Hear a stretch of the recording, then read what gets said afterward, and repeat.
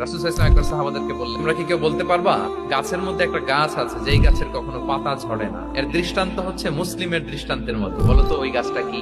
কে বলতে পারো?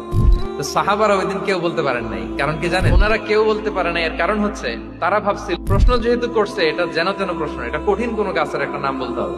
ওনারা চলে গেছে মরুভূমিতে, ইয়ামানে, ডেজার্টের মাঝখানে কি কি ক্যাকটাস, গুলমলতা, কি কি গাছ আছে ওগুলো আওড়াচ্ছে, মানে কেউই আর বলতে পারে নাই।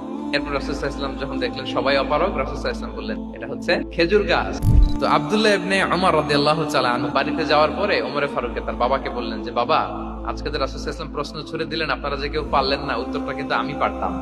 তো ওমরে ফারুক বললেন, বলো কি তুমি পারো? তো বললা না কেন? তুমি আজকে উত্তর দিতে পারলে তো রাসূলের সামনে আমার বুকটা এত বড় হয়ে যেত।